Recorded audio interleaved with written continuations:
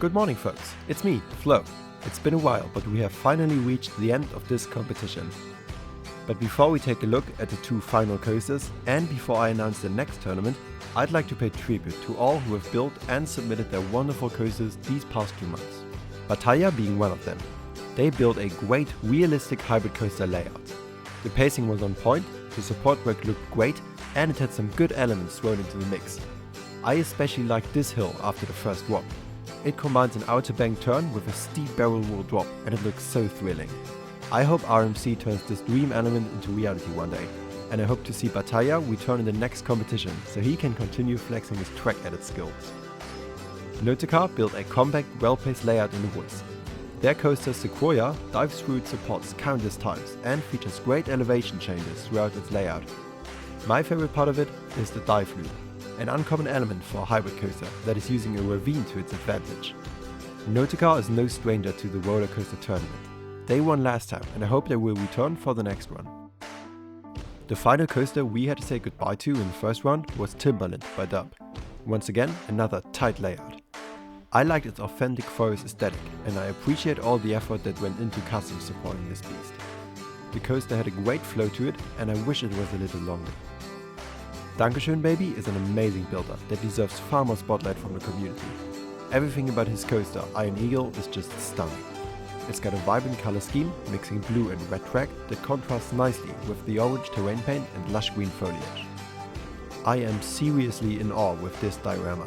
The coaster flows so well and the pacing is outstanding. Believe it or not, this coaster has 2 mid-coast brake runs. So bonus points for not only building the fastest coaster in this competition, but also the longest run. Dankeschön for participating, baby. There are few builders in the community with a reputation as good as Astrotron. He is famous for his intricate builds, oftentimes only using vanilla pieces. His tournament entry, Iron Horse, is no different. It's not only a coaster that features a good layout with perfect pacing, but it's also a scenic ride through a western village alongside a lake. I cannot stop watching this coaster, and I hope Astro blesses us with another diorama the next competition. So, we have now reached the third and final round of the Hybrid Coaster Tournament. The 2 remaining builders once again had 2 weeks to improve on their previous layout, or to build a new one.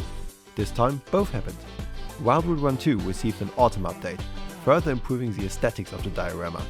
This includes a complete terrain paint redo, new tree colors, and some Halloween touches. Icarus 2, however, is no longer in competition. Instead, its builders submitted a brand new layout.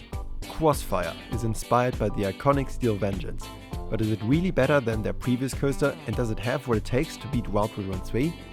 It's up to you. Please go ahead, watch the upcoming POVs, and then vote using the Google form in the video description. Who's going to become the winner of Parkitect's second rollercoaster tournament? The choice is yours. But now, without further ado, let's watch the POVs.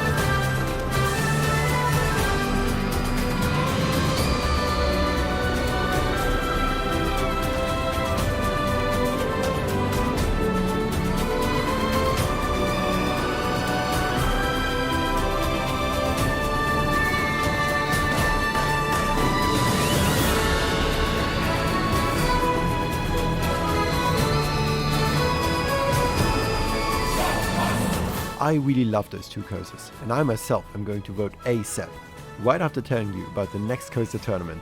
That's right, we are having a third one, so you too can get building and see your layout in the upcoming competition videos. Next tournament will have some structural changes to make it even more entertaining to spectate and to participate. We noticed that many builders like to stick with their previous layouts instead of improving it or building new ones. So to shorten the length of the competition and turn the tournament into a more frequent event, we got rid of the 2-week gaps between voting.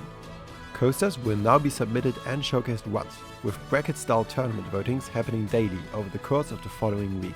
This voting phase will be accompanied by a video series featuring various other community members. They will be stating their opinions, predictions and comparisons about the entries. Your submission deserves to be commented on. But now, let's lift the curtain and announce the coaster type for Parkitect's next rollercoaster tournament. Drumroll please.